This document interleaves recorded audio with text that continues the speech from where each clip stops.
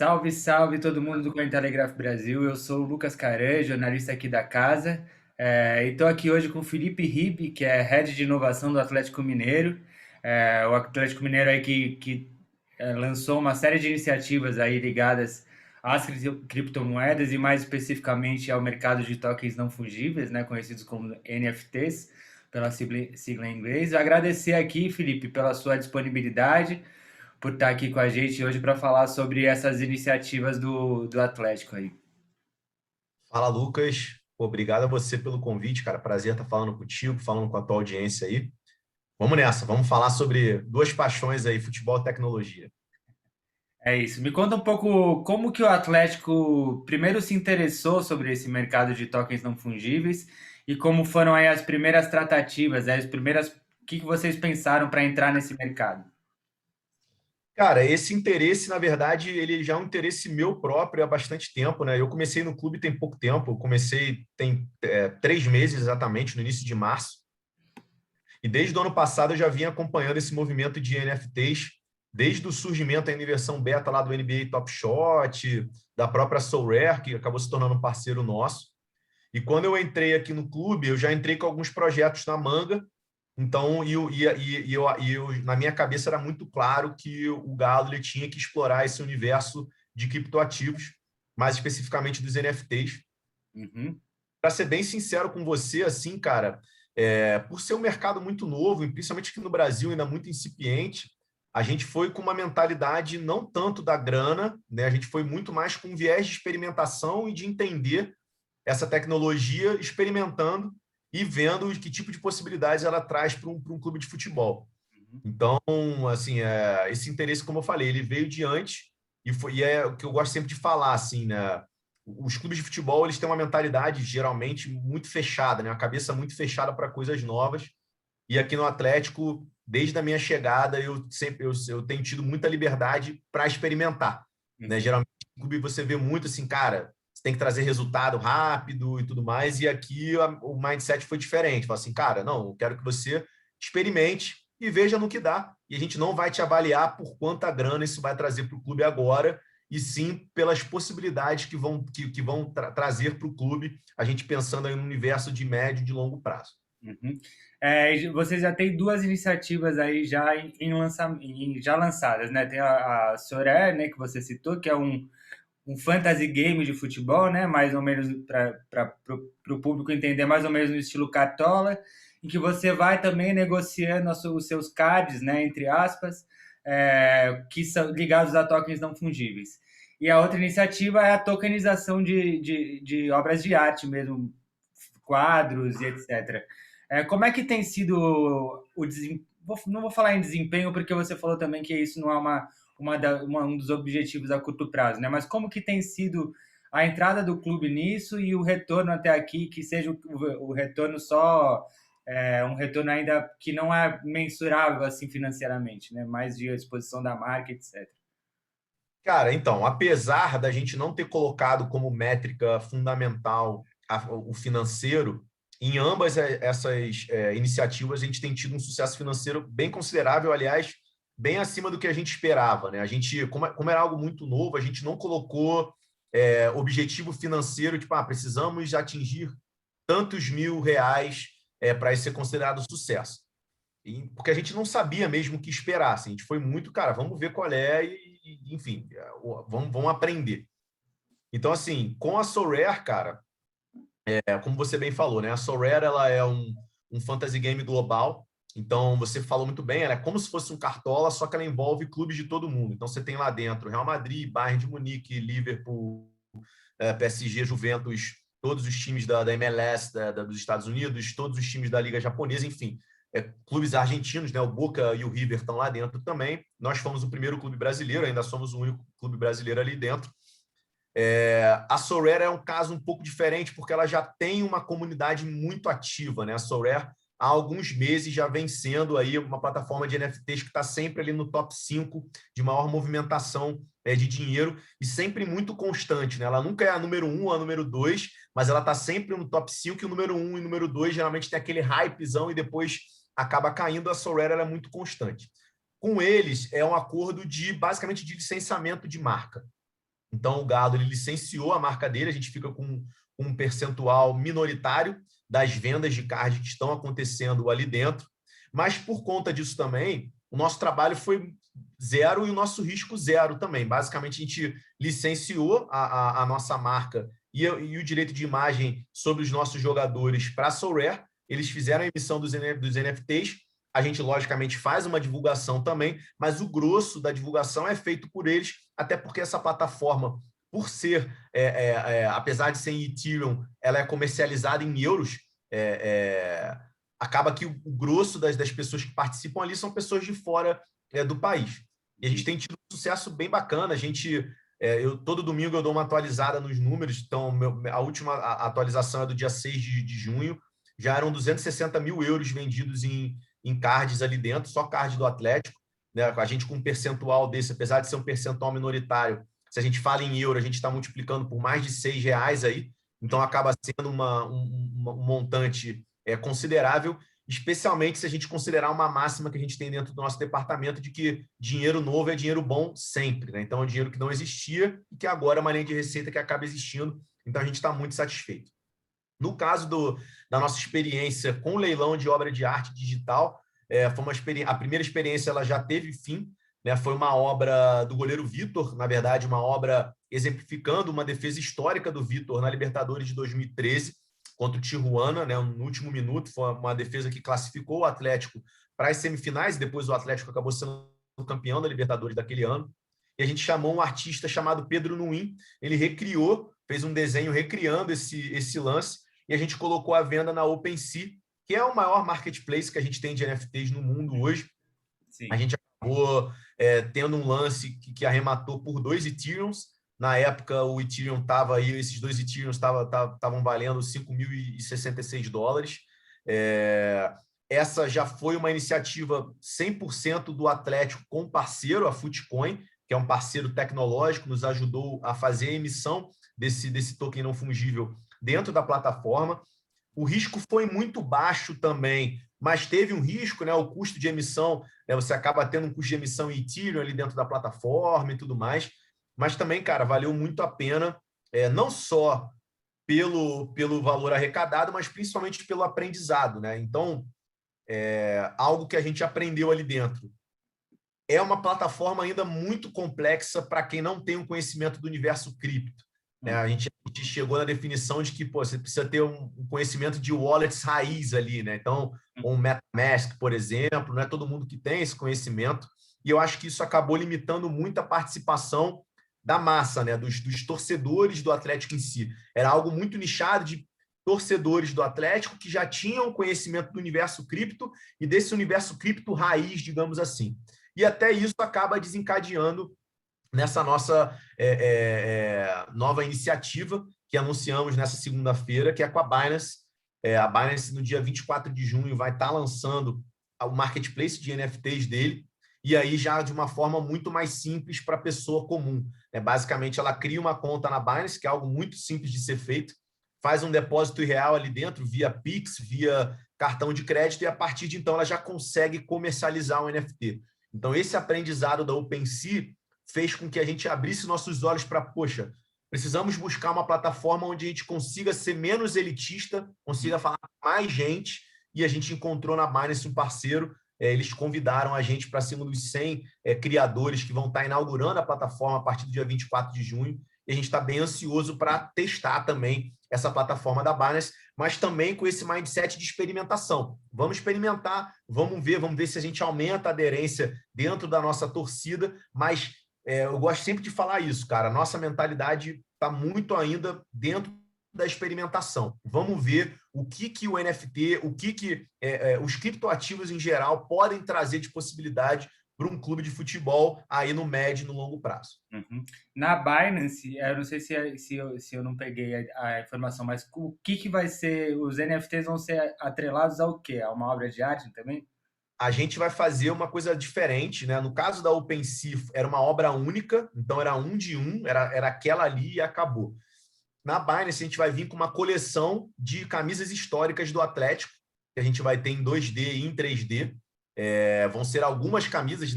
A primeira camisa que vai lançar, a gente vai lançar uma camisa só, e a ideia é que ao longo do tempo a gente vai lançando outras camisas até formar uma coleção, e aí vão ser bem mais unidades.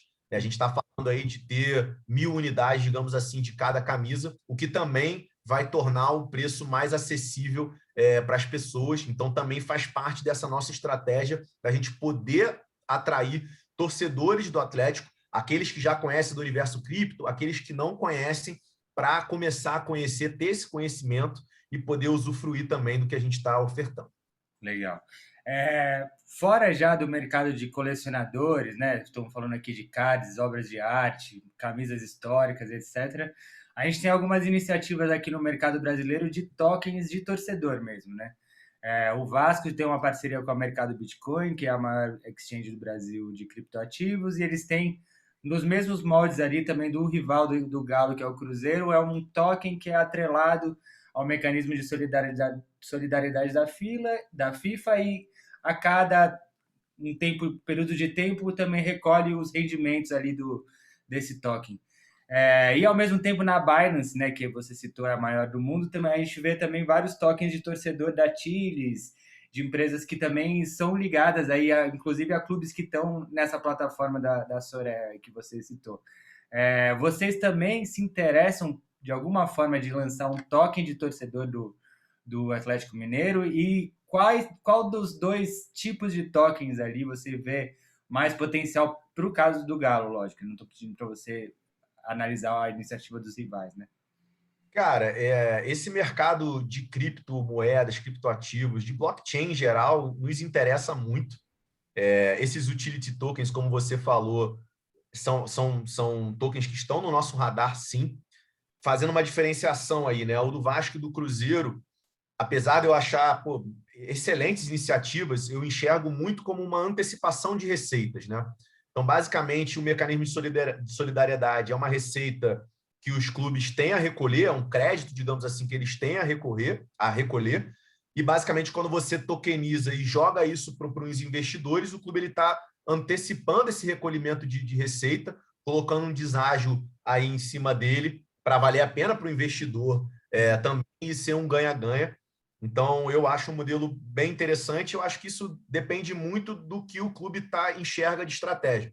De repente, para um clube que ele está precisando antecipar a receita aí no curto prazo, seja algo mais interessante do que para um clube que não tem essa necessidade ou que consiga ter essa receita no curto prazo de uma outra maneira. Então, se o Vasco e o Cruzeiro entenderam que isso é factível, era importante para eles no momento, palmas para ele. Eu sempre acho essas iniciativas muito bacanas, iniciativas inovadoras, e algo que eu acho que quando você tem clubes de muita torcida, como o Atlético, como o Vasco, como o Cruzeiro, como outros clubes, entrando nesse universo, claro, de estruturada, como aconteceu, né? Eu acho que os 3 cases aqui são cases estruturados. Eu acho que isso é muito bom para o próprio setor, né? Porque você começa a atrair os holofotes de pessoas que às vezes poderiam nem entender, nem saber o que a gente está falando e que começa a se interessar por esse universo cripto. E eu acho que isso cria um ciclo virtuoso muito bacana. Uhum. No caso dos fan tokens, como você falou lá da Chili's, né, do sócios.com, é um modelo diferente, não é um modelo de antecipação, e sim de criação de uma nova receita. Eu também sou um grande fã, como eu falei, né, esses utility tokens são algo que estão sim dentro do nosso radar, e vamos ver, de repente pode ser que seja uma opção para a gente um pouco mais no futuro. A gente está muito focado na questão dos NFTs, principalmente de colecionáveis, mas a gente está estudando também outras formas da gente poder usufruir dessa tecnologia de blockchain dentro do universo de clube de futebol, né? Então, apesar do foco dos NFTs hoje serem esse mercado de colecionáveis, eu, por exemplo, acredito que no futuro a venda de ingresso vai ser muito afetada, tem um potencial enorme de ser afetada por NFT, né? Porque você pega as características, por exemplo, da autenticidade, você elimina a falsificação de ingresso. Quando você fala de cambismo, né, pelos smart contracts, você consegue determinar preço de revenda, você consegue determinar royalties sobre revenda em mercado secundário. Então, você cria algo muito forte para empresas de ticketing, para empresas de ingresso. Então, a gente está olhando um pouco mais à frente de que maneira essas tecnologias vão impactar esse setor de esporte. Então, cara, a gente está de olho em tudo isso que você falou, a gente está de olho em outras coisas também, e justamente por ser um mercado novo, né? A gente está falando de um mercado cripto que começou a bombar mesmo ali em 2016, 2017, com o boom dos ICOs, né? Se a gente fala de NFT, é algo mais novo ainda, apesar de ter surgido ali em 2017, ele começou a bombar ali no final de 2019, 2020, principalmente. Então, as possibilidades são inúmeras, né, cara? Até quem está mais evoluindo ainda está descobrindo aonde pode chegar. Então, eu tenho lido muito sobre o que está rolando aí dentro desse mercado para tentar captar e ver de que maneira a gente consegue adaptar para o nosso universo para a gente começar a explorar isso. A gente tem uma outra máxima aqui dentro do departamento, é que o Atlético ele quer estar nas ondas quando elas estão se formando e não quando elas viram espuma, né? Que é algo que é muito usual dentro do futebol, principalmente no futebol brasileiro. Então, eu sou super empolgado com esse campo aí, com as possibilidades de experimentação que a gente tem. E, pô, se tudo der certo aí, essa vai ser só a primeira de muitas entrevistas que a gente vai fazer aqui, cara, que a gente vai ter muita coisa interessante para a gente compartilhar com vocês. Que massa.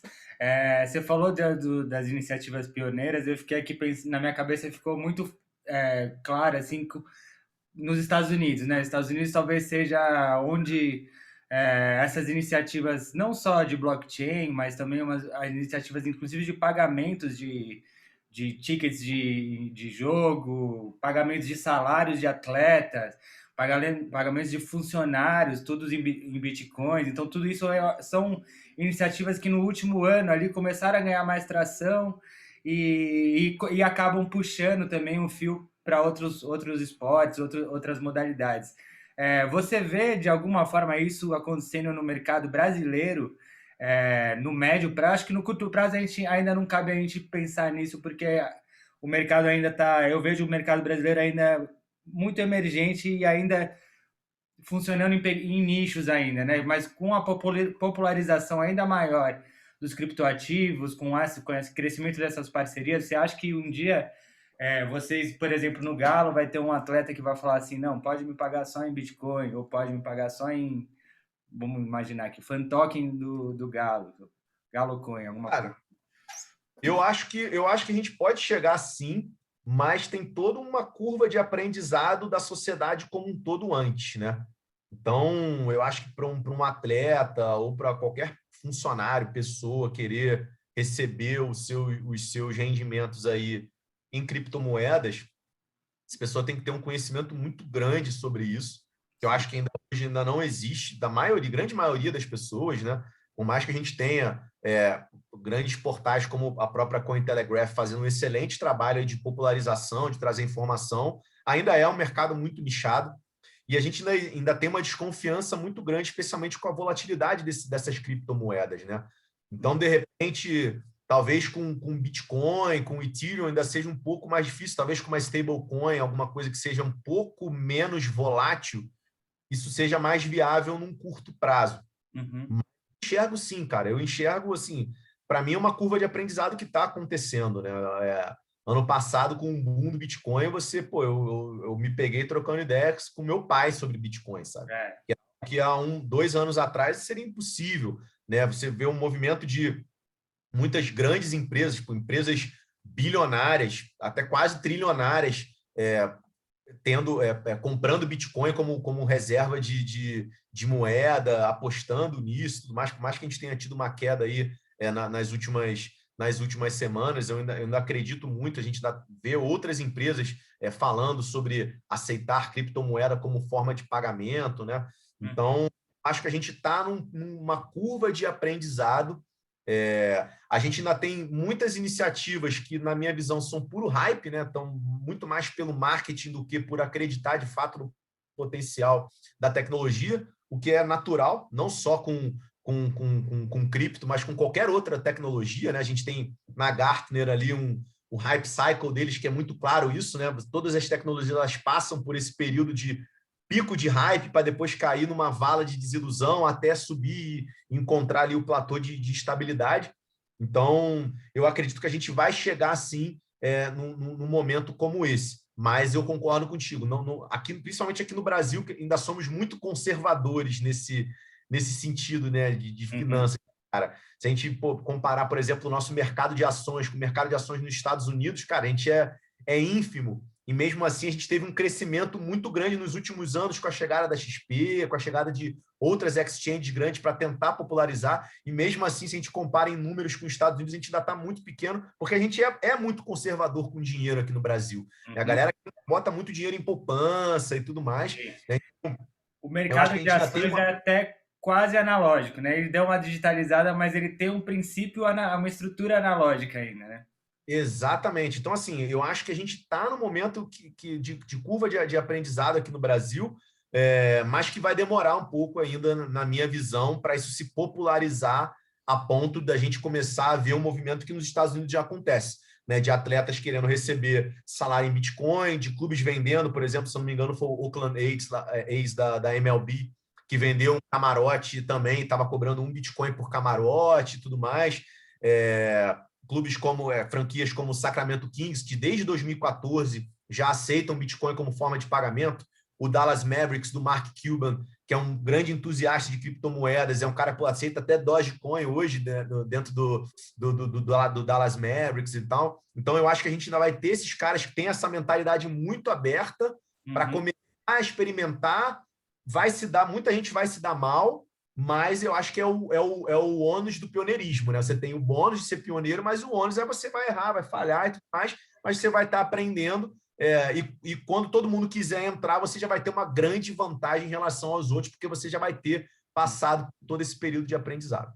Você falou muito de pioneirismo, né? Esses grandes investidores que puxam o mercado um pouco para frente.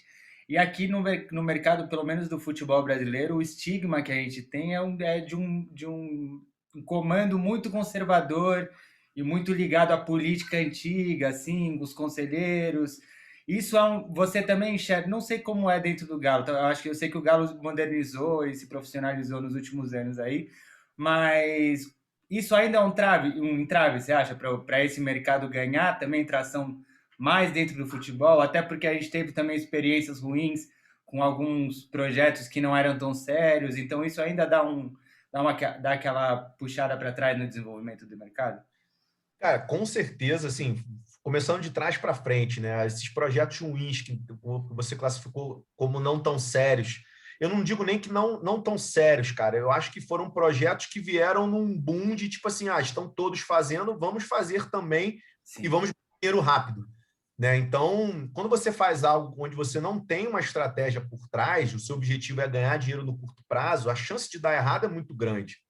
E aí você acaba tendo projetos que não tem começo, mas não tem meio, não tem fim. Então, isso acaba prejudicando muito a imagem disso daí também. E sobre o início da sua pergunta, com certeza, cara, a estrutura do futebol em si é muito arcaica. E eu não falo nem da estrutura de clube associativo com conselheiro. Eu acho que é muito mais uma mentalidade das pessoas do que o sistema em si. Né? Porque não adianta nada você botar uma organização ultra hiper moderna se quem tiver no comando dela for cabeça fechada, assim, você não vai conseguir do mesmo jeito. Né? Então, eu acho que no futebol, no esporte em geral, a gente ainda tem um livro muito bom, cara, do Simon Sinek, que é sobre inovação, sobre corporação, né? Que é o Jogo Infinito. Né? Ano passado eu até escrevi um artigo fazendo um comparativo de como o jogo finito do campo influencia o jogo infinito da gestão. E essa mentalidade do curto prazo, de ter que ganhar no curto prazo no campo, acaba sendo traduzida na gestão também, de você tem que sempre ganhar no curto prazo, tal, é resultado, é na hora. Então, acaba que iniciativas como essa, como o Atlético está fazendo hoje, se a gente for comparar a expectativa de ganho financeiro com as grandes linhas de receita de um clube de futebol hoje, né, direito de transmissão, venda de jogador, patrocínio, a própria bilheteria, por mais que a gente esteja com estádios fechados há mais de um ano, essas novas linhas de receita são irrisórias ainda. Então, você justificar um dispêndio de tempo para essa direção, que muitas vezes tem a cabeça fechada, em detrimento dessas grandes fontes de receita rápida, o cara vai falar assim, não, meu amigo, eu quero que você foque no que vai trazer dinheiro rápido para a gente. Né? Então, que isso acaba atrapalhando demais essa experimentação, essa busca por algo que, de repente, não vai te trazer um retorno financeiro bom agora, mas que daqui a 3, 5 anos pode se tornar uma Sim. puta receita importantíssima para o clube. Então, E aí eu vejo. também essa coisa dos mandatos, né? Você faz um projeto desse, talvez vai render no próximo É mandato. isso. E aí você vai Que, entregar que, para outra diretoria, entre aspas, assim. Né? que é algo que, cara, se a gente for fazer um paralelo com o que acontece na própria política, é igualzinho, né, É cara? isso, é. Às vezes você não tem a continuidade de projetos, não porque eles são bons ou ruins, e sim porque eles foram feitos por outras pessoas e tudo mais. Aqui no Atlético, cara, assim, é algo que eu gosto sempre de salientar. Muita gente fala, pô, muito legal o trabalho que você está desenvolvendo, mas eu gosto sempre de falar que eu só consigo desenvolver o trabalho porque o clube me dá liberdade para isso. Então, quando o CEO, o Plínio Signorini, me chamou para vir, quando o Leandro Figueiredo, que é o diretor de negócios, que é o meu superior direto, me chamou para vir para o Atlético, eles sempre me deixaram muito à vontade para falar assim, Felipe, você tem duas missões iniciais. Primeiro, é buscar novas fontes de receita para o clube. Então, não quero saber se é muito, se é pouco, é aquilo que eu falei, dinheiro novo é dinheiro bom, mesmo que a gente esteja falando de algo para o médio e para o longo prazo. E o segundo é experimentar novas possibilidades tecnológicas e de que maneira isso vai impactar o business do Atlético também no médio e no longo prazo. Então, Uhum. a partir do momento que eu tenho esse patrocínio dos meus superiores, cara, eu me sinto totalmente à vontade de ir buscar e de tentar coisas diferentes que provavelmente em outro clube eu não teria. Então, eu gosto sempre de falar assim, o Atlético ele me dá hoje condição de buscar coisas novas. Se eu não tivesse isso, cara, você pode botar um Elon Musk, que é um cara, porra, super à frente do tempo dele, que ele não vai conseguir executar nada, porque simplesmente ele não vai ter patrocínio de quem está acima dele. E aqui eu consigo ter. Então, mesmo no Atlético, que é um clube associativo, é um clube com presidente, com vice-presidente, com conselheiros, o clube entendeu que ele precisa ter um corpo executivo para executar o seu dia a dia com liberdade para buscar o diferente, para buscar uma profissionalização de fato do clube, e é o que o Atlético vem fazendo já há algum tempo, e agora tem sido cada vez mais forte. Certo. Última pergunta, então, é uma pergunta que eu sempre faço nas entrevistas, que é sobre os planos de futuro, né? Você falou muito aí médio e longo prazo. Então, vamos tentar imaginar junto aqui onde que você gostaria que esse projeto cripto, NFT do Atlético chegasse, sei lá, no médio prazo daqui a 3 anos e depois no longo prazo para ele ser um plano de sucesso, né? Já que é disso que a gente está falando. Cara, eu acho que alguns caminhos. Se a gente estiver falando de colecionáveis, assim, o nosso grande objetivo é massificar e fazer com que isso deixe de ser algo de nicho e passe a se tornar algo para a torcida do Atlético, independentemente da pessoa ter conhecimento sobre o universo cripto ou não. Então, do mesmo jeito que, porra, uma camisa oficial, o cara ele vai na loja e ele compra no e-commerce do Atlético, do mesmo jeito que ele pode colecionar a figurinha do Atlético no álbum físico, a gente quer que as pessoas olhem para o NFT, os colecionáveis em NFT, dessa forma também. É algo tão simples quanto você entrar numa plataforma, comprar o que você quer, ou fazer um lance, se for no caso de um leilão, o que você quer, e você vai ter a sua coleção, só que de forma digital, e as pessoas vão poder ver uma das outras, trocar, vender uma para as outras, enfim, criar um mercado secundário. Então, eu acho que essa é a nossa visão, e eu acho que isso passa não só pelo Atlético, como por outros clubes também entrando, porque eu acho que quanto mais espaço, quanto mais clubes tiverem, mais espaço a gente vai ter na mídia tradicional. Quanto mais espaço a gente tem na mídia tradicional, mais pessoas se interessam por aquilo, a gente está crescendo o bolo, aumentando a fatia de todo mundo. E olhando para outros caminhos, é o que eu te falei, cara, é explorar como que o NFT ele pode ser importante além dos colecionáveis. Então, a parte de ticketing, por exemplo, eu acredito bastante. Eu acho que a gente, daqui a alguns anos, a gente pode ter isso muito forte. Né? Fora do Brasil, a Ticketmaster, ano passado, no final do ano passado, comprou uma startup de ticketing utilizando a tecnologia blockchain. A SeatGeek, que é uma empresa também de venda de ingressos, nomeou um novo VP de engenharia que é especialista em blockchain. Isso tem 1 mês, 2 meses atrás.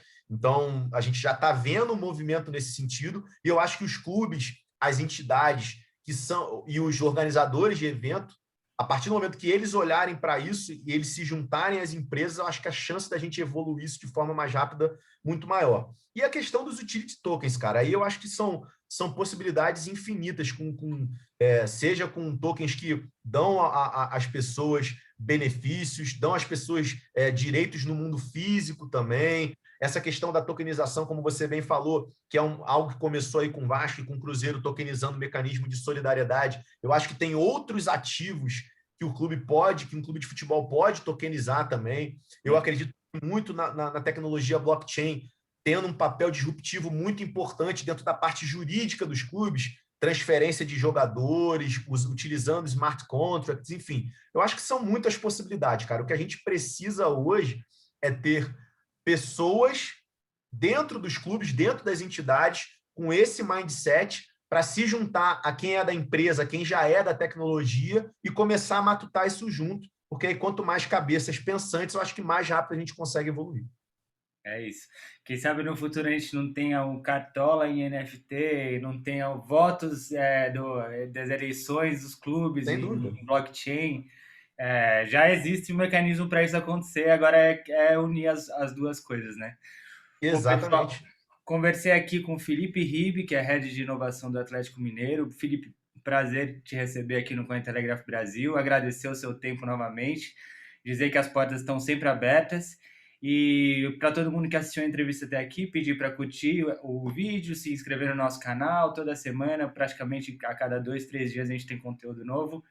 E é isso. Obrigado, Felipe. Obrigado a você, Lúcio. Foi um prazer, cara. Pô, papo de altíssimo nível. Conte comigo aí sempre que precisar, cara. Como eu falei, são duas paixões aí, tecnologia e futebol. Então, sempre que alguém quiser trocar ideia, pô, vai ser um prazer. Quem quiser me procurar também no Twitter é o @ribfelipe, Ribe com 2 Bs. Me adiciona lá, eu estou sempre trocando mensagem também, se tiver sugestão, alguma coisa. Manda para a gente, como eu falei, o nosso mantra aqui é experimentar sempre. Então, se você tiver alguma ideia que você acha que é louca e que acha que vale a pena sugerir, traz para a gente quem tiver a viabilidade disso para botar isso de pé. É isso. Obrigado, Felipe, e até a próxima.